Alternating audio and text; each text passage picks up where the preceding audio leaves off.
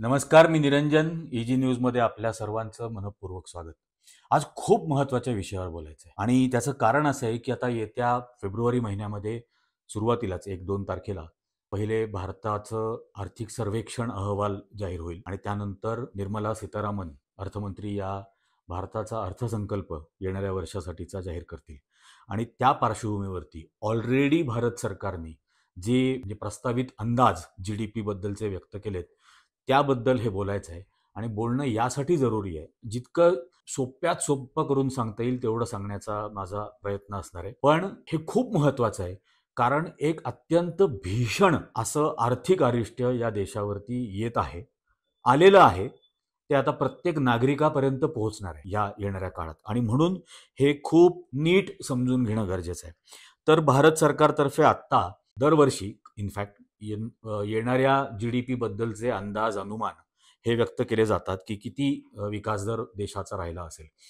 तर या वर्षीच्या देशाच्या विकासदराचा अंदाज भारत सरकारतर्फे व्यक्त केलेला आहे. आणि विकास दर किंवा GDP, ज्याला ग्रॉस डोमेस्टिक प्रॉडक्ट असं आपण म्हणतो, तर या देशाचा GDP हा कशावरती आधारित असतो, तर देशभरामध्ये एकंदर उत्पादन झालेल्या वस्तू, एकंदर उत्पादन झालेला माल आणि पुरवलेल्या सर्व प्रकारच्या सर्व्हिसेसची किंमत. तर देशभरामध्ये वर्षभरामध्ये उत्पादन झालेल्या सर्व प्रकारच्या वस्तू, सर्व प्रकारचा माल, म्हणजे त्यात शेतीमाल सुद्धा, या सगळ्याची किंमत आणि देशभरामध्ये पुरवल्या गेलेल्या सर्व प्रकारच्या सर्व्हिसेस, सर्व प्रकारच्या ज्याला आपण सेवा म्हणू, मग ते अगदी कुरिअर पासून ते फूड डिलिव्हरी पर्यंतच्या अनेक प्रकारच्या सर्व्हिसेस देशभरात पुरवल्या जातात. तर त्या सर्व पुरवलेल्या सर्व्हिसेसची किंमत याची बेरीज म्हणजे या देशाचा संपूर्ण GDP, हा त्याचा अगदी सोपा अर्थ आहे. किंवा आपण असं म्हणू, त्या देशाचं संपूर्ण वर्षभरामधलं, आर्थिक वर्षभरामधलं आर्थिक आउटपुट काय, हे तो आकडा, GDPचा आकडा सांगतो. आता हे आम्ही जितक्या सोप्या पद्धतीने तुम्हाला सांगता येईल तेवढा हा प्रयत्न केलोय आणि त्यावरून देशाच्या एकूण आर्थिक व्यवस्थेचा आकार किती आहे हा निश्चित होतो. म्हणजे आपण जे दरवेळेला म्हणतो ना, 3 ट्रिलियन, 4 ट्रिलियन, 5 ट्रिलियन होणार वगैरे जे सांगत होते, तर तो आकार याच्यावरती निश्चित होता. आता 2024-25 म्हणजे 2024 एप्रिल पासून 2025 मार्च पर्यंतचा आर्थिक स्थिती कशी होती, हा त्याच्यावरचा आकडा आहे. आता याच्यामध्ये भारत सरकारला असं वाटतंय की अर्थव्यवस्था नॉमिनल किंवा सर्वसाधारण GDP, या देशाचा नॉमिनल GDP हा 9.7%, 9.7 पूर्णांक इतक्या टक्क्यांनी वाढलेला आहे. आणि रिअल GDP म्हणजे वास्तववादी GDP हा 6.4% वाढेल, असा अंदाज भारत सरकारच्या अर्थ खात्यातर्फे हा व्यक्त केला गेलेला आहे. आता नॉमिनल आणि रिअल GDP याच्यामधला फरक काय, तर याच्यामधला मुख्य फरक हा महागाई निर्देशांक हा असतो. म्हणजे इन्फ्लेशन रेट न पकडता जो GDP येतोय तो नॉमिनल GDP, आणि इन्फ्लेशन रेट पकडून जो GDP धरलेला आहे तो रिअल GDP हा याच्यामधला आहे. आता नॉमिनल GDP म्हणजे काय, तर सर्वसाधारण परिस्थितीमध्ये देशभरातल्या नागरिकांनी केलेला एकूण खर्च, आणि रिअल GDP हा नॉमिनल खर्चामधून इन्फ्लेशन वगळलं की जो निघतो तो रिअल GDP हा त्यातला थोडक्यातला अर्थ आहे. आणि रिअल GDP मधून आपल्याला हे समजतं की गेल्या वर्षाच्या तुलनेत, आणि सर्वात महत्वाचा भाग हा की GDP हा नेहमी आधीच्या वर्षाच्या तुलनेत मोजला जातो. म्हणजे 2023-24 ला GDP किती होता, त्या प्रमाणात या वर्षामध्ये GDP किती टक्क्यांनी वाढला असा काढला जातो. तर या रिअल GDP मध्ये आपल्याला हे समजतं की देशभरामध्ये एकूण किती आर्थिक प्रगती झाली, वेगवेगळ्या उत्पादनांमध्ये किती वाढ झाली, वेगवेगळ्या मॅन्युफॅक्चरिंगमध्ये किती वाढ झाली, वेगवेगळ्या सर्व्हिस प्रोव्हाइड करण्यामध्ये, सेवा पुरवण्यामध्ये किती प्रमाणामध्ये वाढ झाली. तर भारत सरकारने असा अंदाज सांगितलाय की या वर्षीचा GDPचा आकडा म्हणजे या देशातलं संपूर्ण ग्रॉस डोमेस्टिक प्रॉडक्ट हा 324 लाख कोटी रुपये इतका असेल, असा अंदाज त्यांनी दिलाय. आता हे जर डॉलरमध्ये कन्वर्ट केलं तर हे साधारण 3.8 ट्रिलियन इतका तो आकडा निघतो. आपल्याला असं सांगितलं जात होतं की 2025 पर्यंत 5 ट्रिलियनची इकॉनॉमी होईल, तर हा 3.8 ट्रिलियन इतका निघतोय. आता दुसरा भाग हा आहे की 2014चाच जर का डॉलर रेट असता, म्हणजे मे 2014चा डॉलर रेट होता 58 रुपये. 58 रुपयाला $1 मिळत होता. आज तो 86-87 रुपयाला $1 मिळतोय. त्यावरती आपण बोलूच पुन्हा. पण समजा 58च असता, तर आजच हा देशाची इकॉनॉमी, देशाची अर्थव्यवस्था ही 5 ट्रिलियन पेक्षा जास्त झाली असती. 5.3 ट्रिलियन पेक्षा जास्त झाली असती. ती 5.3 ट्रिलियनची नाही आहे. ती ऍक्च्युअली आता निघते 3.8 ट्रिलियनची. 3.8 5.3 ऐवजी. तर हा जो देशाच्या अर्थव्यवस्थेमधला ही जी घसरण आहे, ही जी $1.5 ट्रिलियन, फक्त डॉलर एक्सचेंज रेट वाढल्यामुळे 1.5 ट्रिलियन डॉलर ही जी तूट निघते आज 5.3 का नाहीये? कारण रुपया इतका इतका घसरलाय. त्यामुळे ही जी 1.5 ट्रिलियन, 1.5 ट्रिलियनची जी घट आहे ती, आणि डॉलर 58 वरून 86-87 वरती येणं, त्यामुळे ती तूट दिसणं किंवा त्यामुळे ती कमतरता दिसणं, हे या सरकारचं गेल्या 10 वर्षातलं सर्वात मोठं अपयश आहे. सर्वात मोठं. आता याच्या पुढचा भाग, ही सरकारने दिलेल्या आकडेवारीची तो चार्ट आहे अख्खा. त्यामुळे हा काही कोणी बनवलेला वगैरे नाहीये. अर्थ खात्याने जी आकडेवारी दिली आतापर्यंत 13-14 पासूनची, तर त्याप्रमाणे हे दिसतंय आपल्याला. तुम्ही फेब्रुवारी 2024 मध्ये पहिल्यांदा या वर्षाच्या सुरुवातीला सरकारने असं सांगितलं होतं की या वर्षाचा एकंदर जीडीपी हा 328 लाख कोटी रुपये असेल. 328 लाख कोटी रुपये. तो आता सरकारच असं म्हणतंय, अर्थ खातच असं म्हणतंय की तो 324 लाख कोटी रुपये असेल. तो ग्राफ तुम्ही बघू शकता. आणि याचा अर्थ त्यात घट होते आहे हे स्वतः सरकार मान्य करते की या देशाच्या उत्पादनामध्ये वर्षभरातल्या ग्रॉस डोमेस्टिक प्रोडक्टमध्ये 4 लाख कोटी रुपयाची घट झालेली आहे. हे सरकार मान्य करते. प्रत्यक्षामध्ये जेव्हा हे आर्थिक सर्वेक्षण आदल्या दिवशी जाहीर होईल अर्थसंकल्पाच्या, त्यावेळेला कदाचित यापेक्षा जास्त घट झालेली आपल्याला दिसेल. आता रिअल जीडीपी बाबत बोलायचं, जो आपल्यासाठी खूप जास्त महत्वाचा आहे, त्याचा अंदाज सरकारने दिलेला आहे. या चार्टमध्ये आपण बघू शकता. तो अंदाज दिला आहे 6.4%. त्याच्या आधीच्या वर्षी तो रिअल जीडीपी 8.2% होता. 8.2 इतकं स्वतः सरकार म्हणतंय. म्हणजे सरकारच्याच अंदाजाप्रमाणे यावर्षी जवळजवळ 2% ग्रॉस डोमेस्टिक प्रोडक्टमध्ये घट होते. पण या रिअल जीडीपीची गेल्या 10 वर्षातली सरासरी जर आपण काढायला गेलो, तर हा रिअल जीडीपी 10 वर्षातला जर एकूण काढून घेतला, तर तो 6% पेक्षा सुद्धा कमी वेगाने वाढलेला आहे. सरासरी जर 10 वर्षाची घेतली तर. आणि ज्यावेळेला देश प्लॅन करत असतो, त्यावेळेला लॉंग टर्म विकासाचाच मुद्दा खूप महत्वाचा या सगळ्यामध्ये असतो. असा वर्षावर म्हणजे हा फॅक्टर पुन्हा पुढे येईल. आणि गेल्या 5 वर्षात, म्हणजे गेल्या 10 वर्षात 6% पेक्षा कमी, गेल्या 5 वर्षामध्ये तो 5% सुद्धा पेक्षा कमी आहे आर्थिक विकासाचा दर. आणि हे अत्यंत गंभीर आहे. कारण हा रिअल जीडीपी आपण निर्माण करतोय. आपण या देशभरातली लोक, नागरिक किती रुपये खर्च करतात, ते किती सेवा सुविधा पुरवतात, ते किती उत्पादन करतात, यावरती तो रिअल जीडीपी निघतोय. आणि म्हणून तो अत्यंत महत्वाचा आहे. आणि तो गेल्या 5 वर्षात 5% पेक्षा कमी वाढलेला आहे. आता 5 वर्षापासून म्हणजे 2019 पासूनचं वर्ष, बरोबर. आता 2019 मध्ये त्यानंतर आपल्याला माहिती आहे कोविड आला होता. आणि कोविडच्या काळामध्ये हाच चार्ट बघितला तर लक्षात येईल की तो मायनस झाला होता. आणि जसं मगाशी म्हटलं की जीडीपी हा नेहमी आधीच्या वर्षाच्या तुलनेमध्ये या वर्षाचा किती वाढला असा घेतला जातो. तर ही कोविडची जी वर्ष गेली, तर कोविडच्या काळामध्ये रिअल जीडीपी -5.8% होता. -5.8%. आणि त्याच्या दुसऱ्या वर्षी तो दिसतोय 9.7%. आता तो 9.7% आधीच्या वर्षाच्या तुलनेत 9% वाढला. म्हणजे प्रत्यक्षामध्ये जर बघायला गेलं तर तो कदाचित 3 किंवा 4% वाढलाय रिअल टर्म्स मधला. आणि म्हणून असं 1-2 वर्षाच्या विकास दरावरती कॅल्क्युलेट नाही होऊ शकत. लॉंग टर्मच बघावं लागतं. ज्या वेळेला सरकार म्हणतं की 2047 पर्यंत आपल्याला एक विकसित राष्ट्र बनायचं आहे, तर तसं जर म्हणायचं असेल तर याचा अर्थ लॉंग टर्म ग्रोथच विचारात घेतली पाहिजे. आणि ते जर म्हणायचं झालं तर येणाऱ्या 20 वर्षामध्ये दरवर्षी जर 10% आर्थिक वाढ झाली, आर्थिक विकास झाला, दरवर्षी 10%. तर 2047 साली आपण विकसित देशांच्या यादीत खालून पहिले आलेलो असू. हे लक्षात घ्या. खालून पहिले. आपण लगेच विकसित झालो अशातला भाग येणार नाही. डेव्हलप नेशन्समध्ये पर हेड कॅपिटा इन्कम पकडलं जातं आणि त्यातलं मिनिमम जे आहे ते दरवर्षी जर का 10% आपण वाढलो तर 20 वर्षानंतर ते साध्य होईल. आत्ता मायनस म्हणजे आपण आहोत आत्ता 5% खालती आहोत. त्यामुळे किती प्रचंड याच्यामध्ये खरं तर रियालिटी चेक व्हायला पाहिजे आणि ती रियालिटी चेक सरकारने तर करणंच भाग आहे.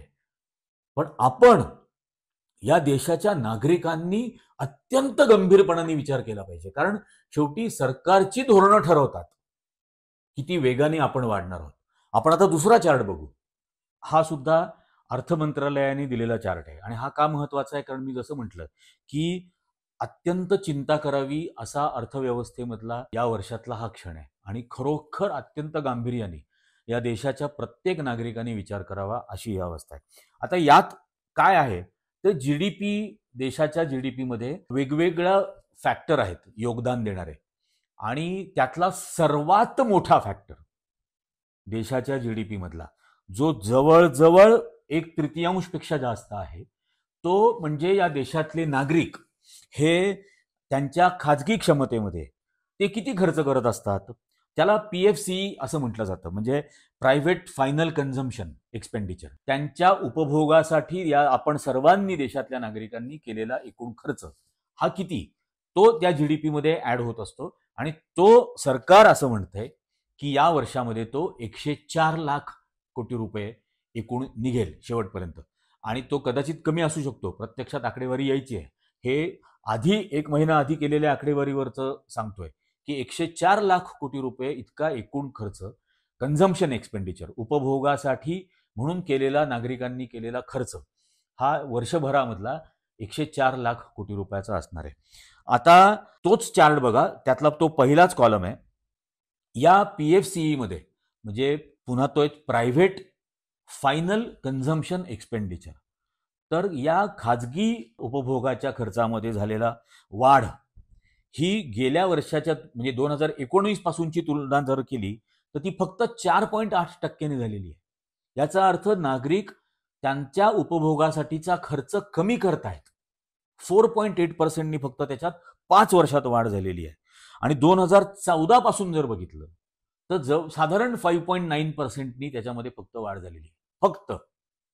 आणि त्यामुळे नागरिकांच्या उपभोगासाठी केलेल्या खर्चामध्ये वाढच होत नाही. आपण काय म्हटलं मगाशी 10% जर का जीडीपी वाढला दर वर्षाला सलग 20 वर्ष जर वाढत राहिला तर 2047ला विकसित राष्ट्र बनू. इथं नागरिकांचा व्यक्तिगत उपभोगासाठी केलेला खर्च हा 10% नाही 4.8% वाढतोय. ही अत्यंत गंभीर गोष्ट आहे याच्यातली आणि त्यामुळे हा अतिशय ही अर्थव्यवस्था स्लो होते. आता साहजिकच याच्यामधला हा जो आपण ज्याला म्हणजे सगळेजण असं म्हणतात की हा जो पीएफसीई फॅक्टर आहे नागरिकांनी खाजगी उपभोगासाठी केलेला खर्च हा बिगेस्ट इंजिन ग्रोथ इंजिन आहे याच्यातलं आणि ते अत्यंत कमी वेगाने वाढत आहे. त्यामुळे साहजिक या वर्षभरातल्या बातम्या तुम्ही पाहिल्या असतील. लाखो वाहनं 7-8 लाख वाहनं नवीन ब्रँड न्यू कार्स या विक्रीशिवाय पडू नयेत.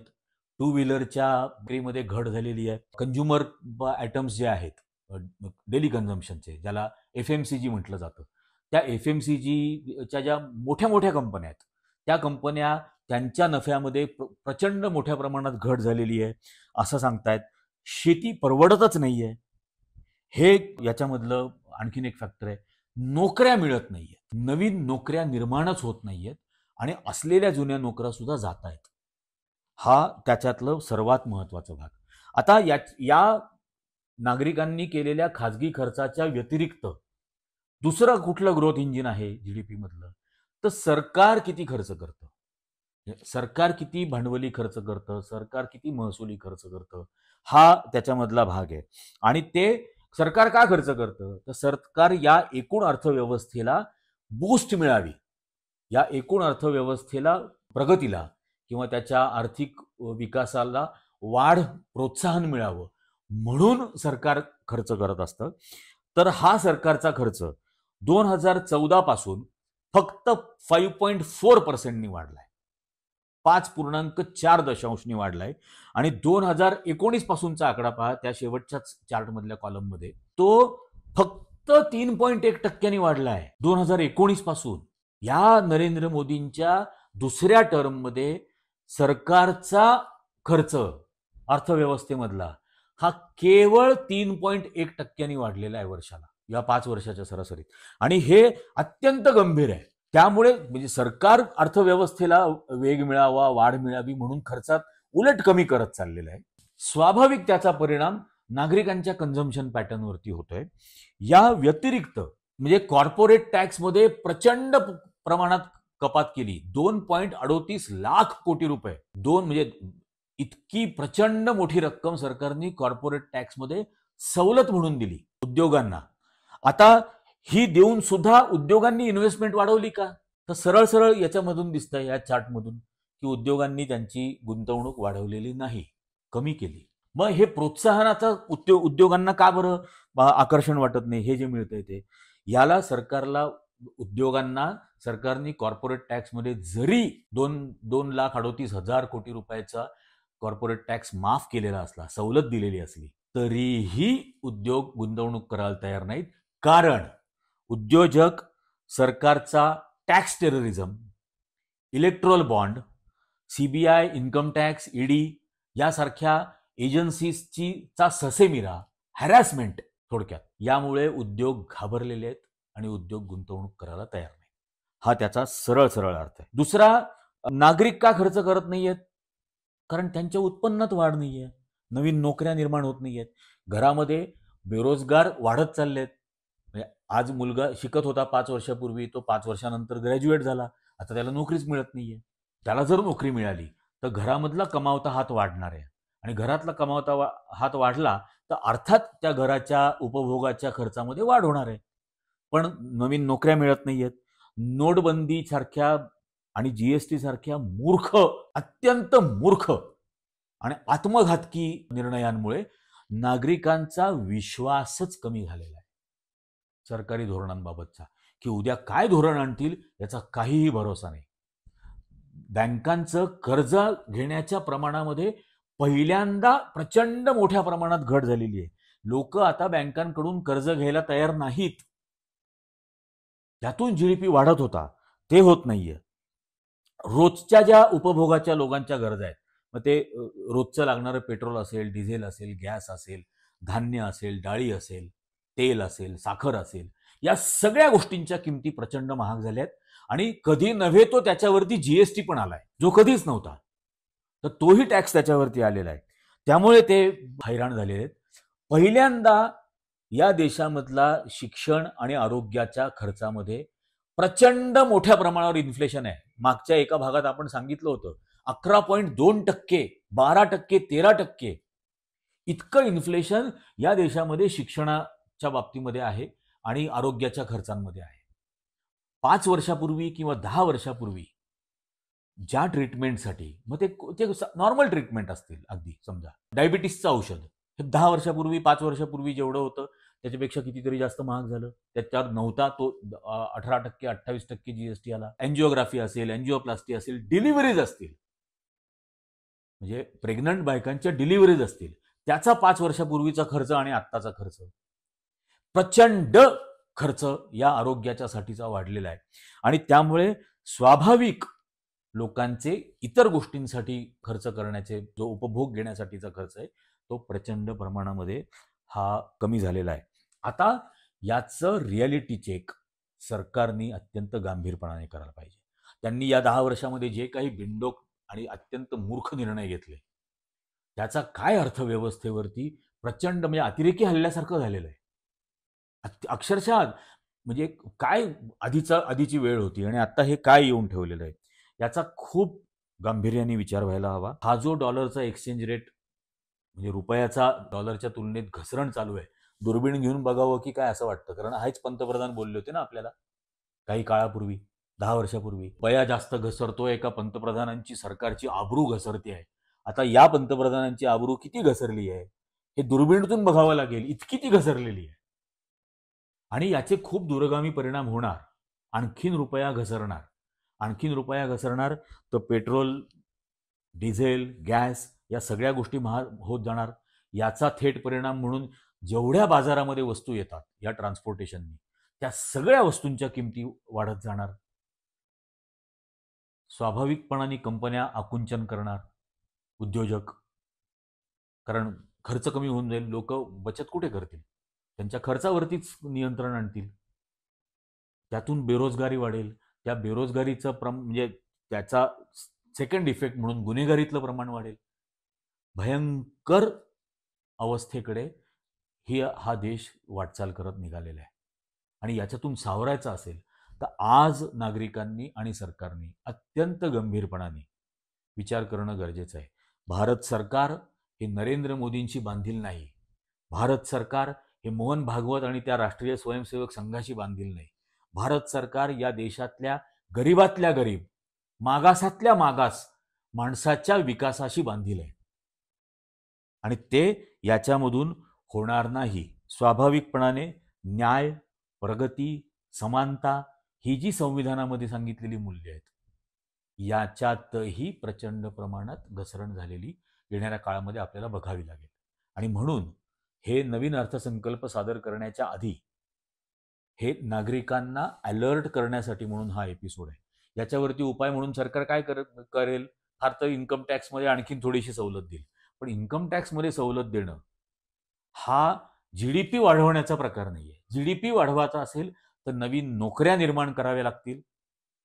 शिक्षण आणि आरोग्य हे स्वस्त करावं लागेल जास्तीत जास्त, जेणेकरून लोक त्याचा लाभ घेतील.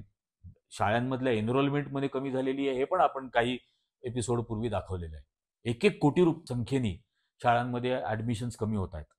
आणि या देशामधले 85% नागरिक, 15% नागरिक उपभोगू शकतात. 85% नागरिक जे म्हणजे त्यांची जी क्षमता आहे त्यांच्यासाठी प्रोडक्शन करणं, त्यांच्या गरजा साठी उत्पादन करणं, त्यांच्या गरजा भागवण्यासाठी, मग त्या शिक्षणाच्या असतील, आरोग्याच्या असतील, त्या उत्पादनांच्या असतील. म्हणजे 1 कोटी रुपयाचं घर नको, त्यांच्यासाठी 20 लाख रुपयाचं घर, 15 लाख रुपयाचं घर, ते कसे निर्माण करता येतील यावरती भर दिला पाहिजे. त्यासाठीच्या नोकऱ्या कशा निर्माण करता येतील हे याच्यातून बघितलं पाहिजे. आता तो भर इकडे येणार का? तो नाही आलेला म्हणून 29 कोटींनी या देशातल्या दारिद्र्य रेषेखालच्या लोकांची संख्या वाढली. आणि म्हणून आज खूप गंभीर होऊन हा विचार करणं गरजेचं आहे. आता आत्ताच्या भागामध्ये इतकंच. धन्यवाद.